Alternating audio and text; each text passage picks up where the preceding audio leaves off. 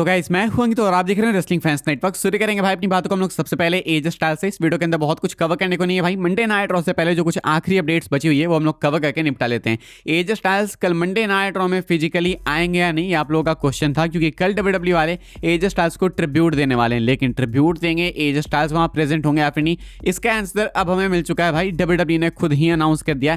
WW ने announce किया कि as styles Monday night raw में फिजिकली प्रेजेंट होंगे। ये अनाउंसमेंट डब्ल्यूडब्ल्यू वालों ने अपने वेबसाइट पे की। मंडे नाइट रॉ के प्रीव्यू को दिखाते हुए इन्होंने बोला कि एज स्टाइल्स रिटर्न करने वाले हैं अपना मंडे नाइट रॉ में एटलांटा जॉर्जिया में। अब एज स्टाइल्स यहाँ पे फिजिकली अपीयर होंगे, यानी कि चांसेस काफी ज्यादा इंक्रीज हो जाते हैं कि एज स्टाइल्स की कॉन्फ्रंटेशन किसी के साथ में होगी। एग्जैक्टली ये ट्रिब्यूट किस स्केल पे होने वाला है वो नहीं पता, लेकिन ऐसा भी नहीं है कि ये ट्रिब्यूट शो होने वाला है। ट्रिब्यूट शो होता है वो बिल्कुल थीम पे ही बना दिया जाता है एंड स्टार्ट से एंड तक एज स्टाइल्स को ट्रिब्यूट दिया जाएगा उसमें। लेकिन ये सिर्फ एक ट्रिब्यूट सेगमेंट दिखता है देख के, तो मुझे लगता है कि एज स्टाइल्स अपीयर होंगे, सुपरस्टार्स रिंग के अराउंड होंगे जिस तरीके से जॉन सीना के रिटायरमेंट के टाइम थे।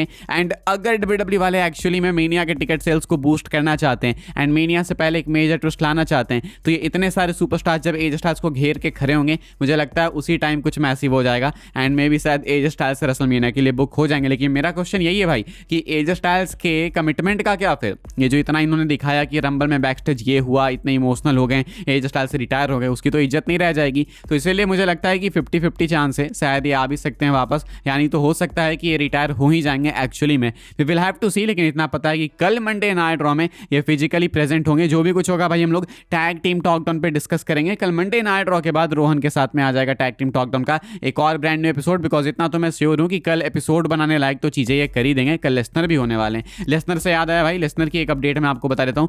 गंथर कहते हैं कि वो लेसनर को रिटायर करने के लिए बहुत ही ज्यादा तैयार है, कहते हैं कि अच्छा हो जाएगा। गंथर से पूछा जाता है कि लेसनर को रिटायर करने पर आपके क्या ख्याल आते हैं? मतलब आप सबको रिटायर करते आ रहे हो, गोल्डबर्ग को कर दिया आपने, जॉन सीना को कर दिया आपने, एज स्टाइल्स को कर दिया, अब लेसनर की बारी आएगी तो क्या? तो कहते हैं कि Lesnar that's a good one. कहते हैं कि वाह, नाम तो तुमने लिया एक नंबर, लेसनर को रिटायर करने में मजा आएगा। गंथर जो है भाई वो ब्रॉक लेसनर को भी रिटायर करने को तैयार है। एंड वी नो कि डब्ल्यूडब्ल्यू वाले जिस पेस से इनको दे रहे हैं लेजेंड्स के करियर्स, हो सकता है कि लेसनर रिटायर भी हो जाए। इस साल रूमर्ड भी है कि लेसनर रिटायर होंगे। फिलहाल लगता नहीं है कि गंथर रेसलमेनिया में लेसनर को फेस करेंगे, बट लेट्स सी भाई, देखना होगा क्या होता है। फिलहाल तो अभी गंथर फ्यूड कर रहे हैं ड्रैगन ली के साथ में, तो इनके साथ ही अब इनका चलेगा। लेकिन कहते हैं गंथर लेसनर की बात करते हुए कि ये लेसनर को रिटायर करने के लिए तैयार है एंड लेसनर का नाम अच्छा है रिटायरमेंट के लिए। आगे बढ़ते हम लोग बात कर लेते हैं अपनी आखिरी अपडेट के बारे में, जो कि सच बहुत ज़्यादा मेजर नहीं है, लेकिन इससे आपको पता चलता है कि रैंडी ऑर्टन भी क्या फील करते हैं फिलहाल अपने बुकिंग को लेकर। रैंडी ऑर्टन कहते हैं कि अगर उनको एक वर्ल्ड टाइटल मिल जाएगी ना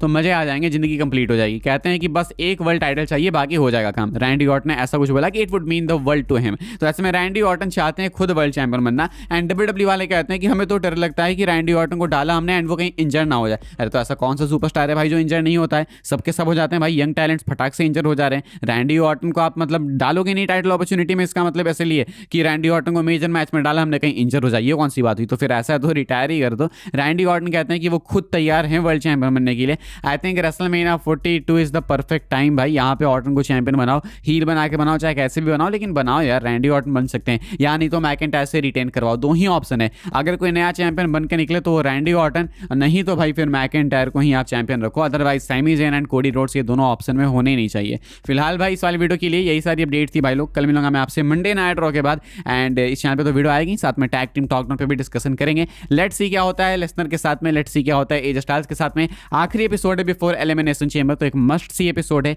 कल मिलेंगे रॉ के बाद में एंड तब तक के लिए good bye, thanks for watching.